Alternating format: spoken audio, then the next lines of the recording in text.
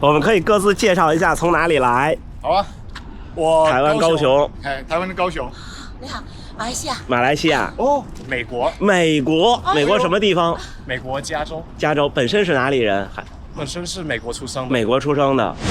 哎，大家伙儿早喽！9月9号星期二，明天又是合练的日子。明天课表是6公里的阈值，但是就像周日直播的时候表现出来那样，我轻微的感冒了，所以这周降一降强度了。感冒能跑步吗？我觉得看情况呗。今天跟大家分享，所以这个往小的说是感冒生病还能不能跑步，往大的说呢，其实还是我总分享的那个自己训练自己的训练逻辑的问题。我没有什么科学，但是可以和大家分享一下我的观点和经验。我看步伐好一致啊！之前这几天在悉尼、在墨尔本，特别荣幸参加了2次播客节目的录制。第一次是悉尼比赛那天下午，和信哥录了信口开河跑步播客。之后是上周四晚上，在墨尔本和 MRC 的朋友们一起录了今天有跑步，叫做 Chat MRC。 其实感冒生病这种跑步，新手或者初跑者是最担心的。像跑到我这程度，其实不担心了，因为自己已经大概就能明白，自己就能掌握。我其实说实话，到这边以后，比在北京的时候，感冒的频率增加了一点。因为在这边社会面的接触会稍微多一点。上一次是去年神户马拉松之前，不是神户，是东京半马之前，所以去年东京半马我就没有去跑成绩。那次也挺严重，那次半个多月3周，这次不知道。为什么新手会焦虑呢？他会担心说，我因为这个我停下来了，是不是就前功尽弃？是会有一点儿，但是没那么严重。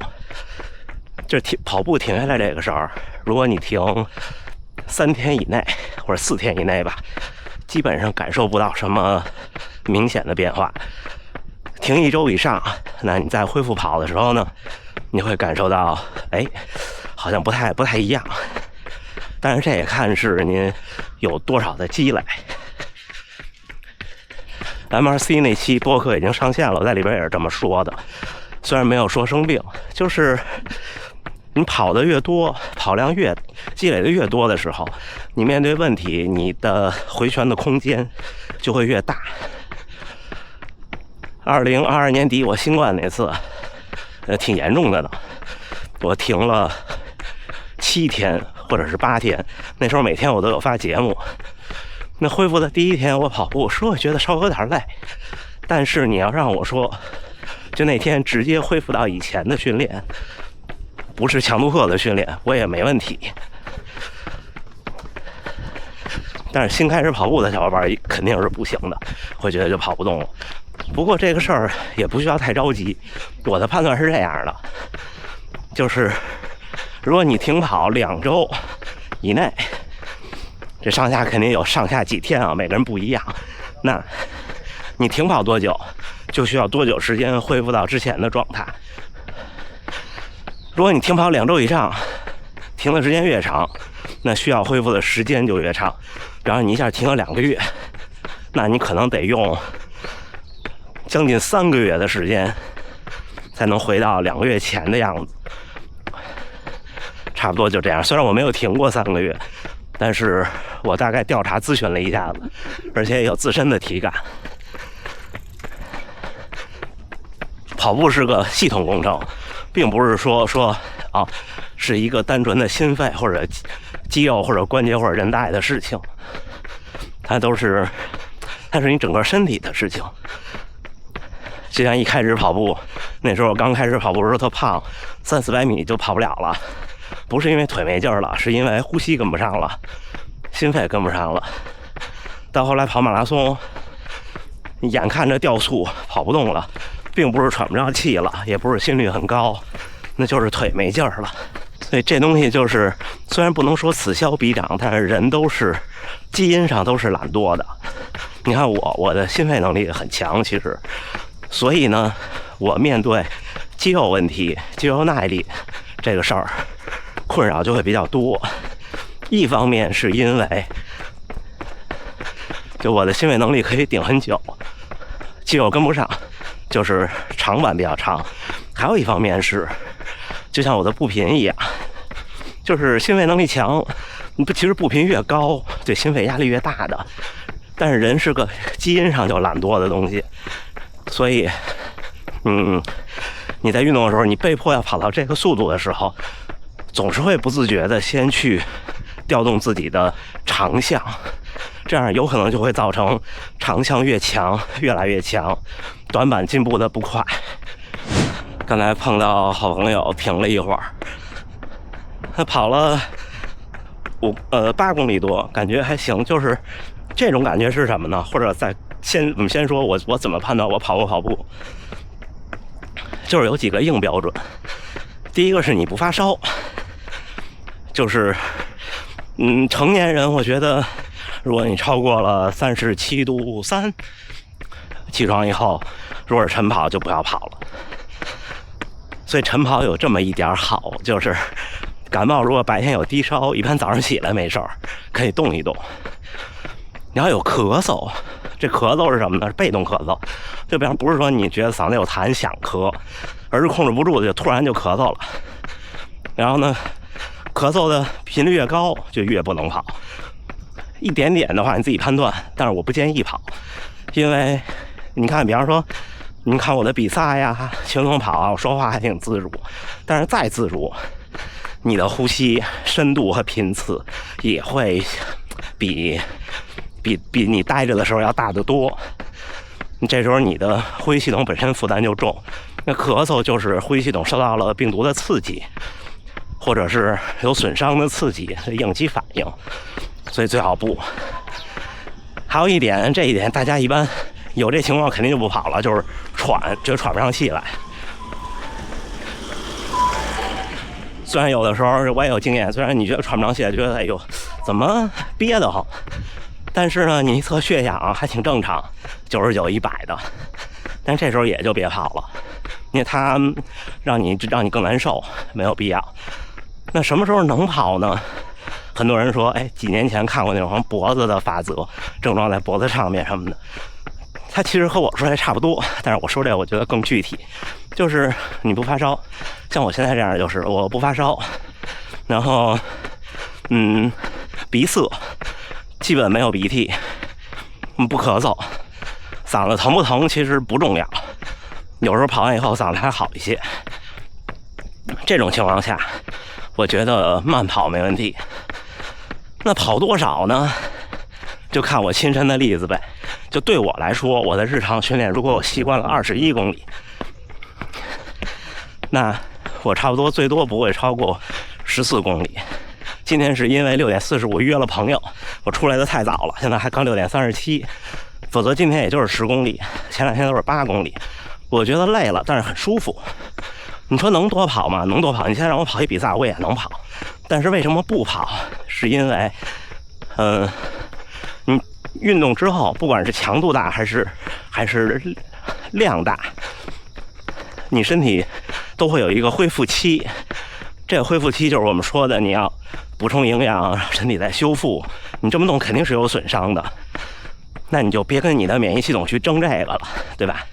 你的免疫系统在跟你的感冒在做斗争，你再跟他去争夺这点资源，不合适。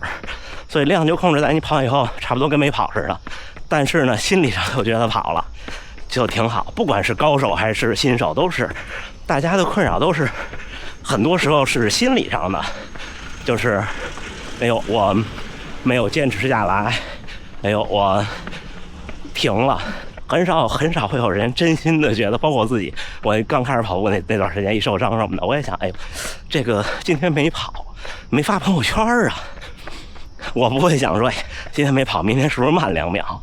我可能本身就不是个特别努力的那种人，就特别像就是这种要这种东西的人。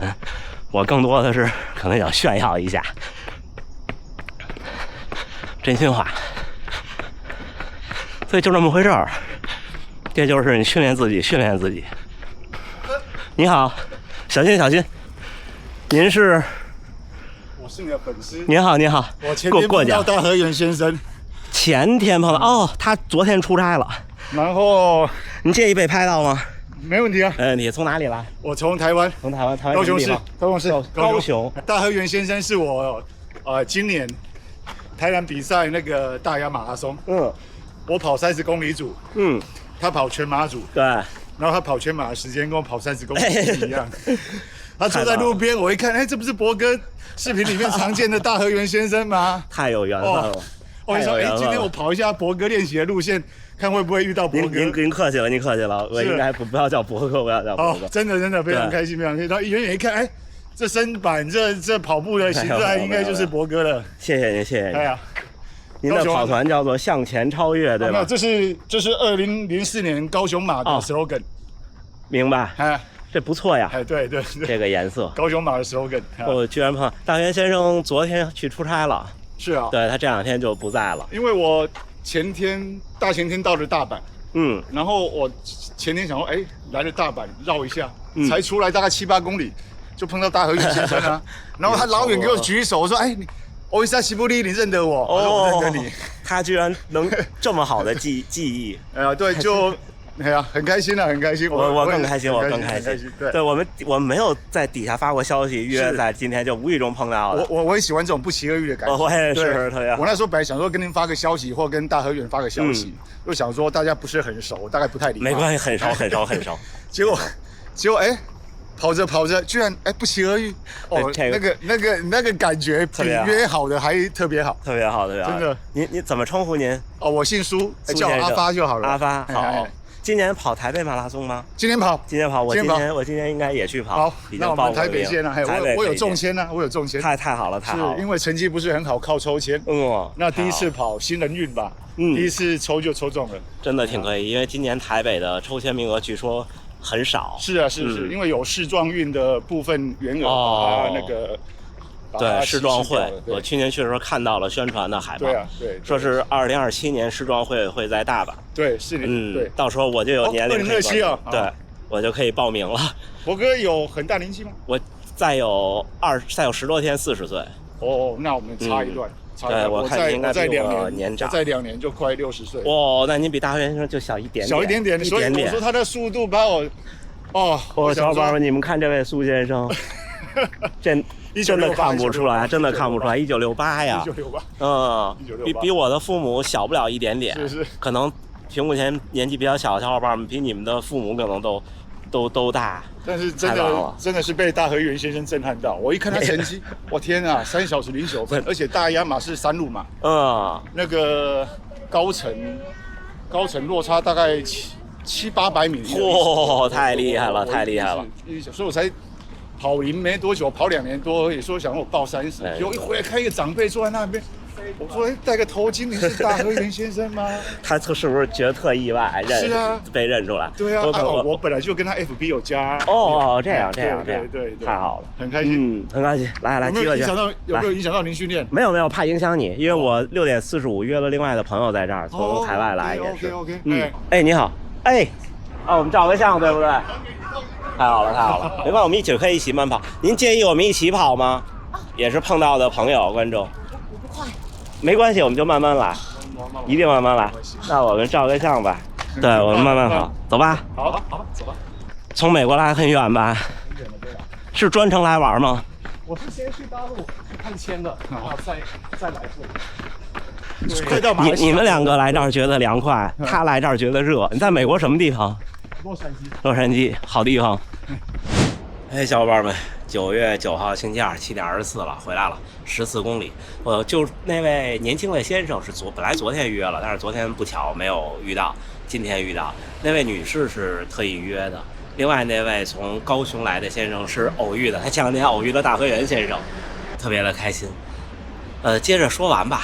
感冒生病这个事儿，就是我刚才说那些，自己把握。你看我现在跑完14公里，我觉得累吗？一点点。会影响生病吗？或者会？其实这跟受伤是一样的，就是你不可能说我运动了，我训练了，我锻炼了，还和就在家休养那样一样，肯定不是。包括受伤也是，你说你如果拉伤了，或者哪儿韧带有损伤，哪儿疼，哪儿劳损发作了，那肯定是休息是更好的，对不对？但是呢，这个事儿就是生活就是找平衡，这跟上班一样。你说我病了，我需要请假吗？有的时候需要，有的时候不需要，对，就是权衡嘛。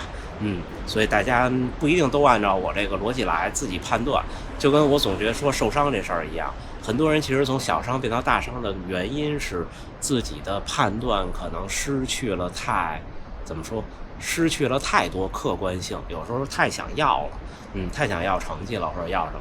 大部分时候我们身体不管是生病还是受伤，大概自己是有一个感受的，能告诉自己，我这个伤是行还是不行，至少我是这样。声音巨大的小摩托，行吧，那这么着，最后还是感谢各位，祝大家能努力生活，健康平安，咱们下回再见。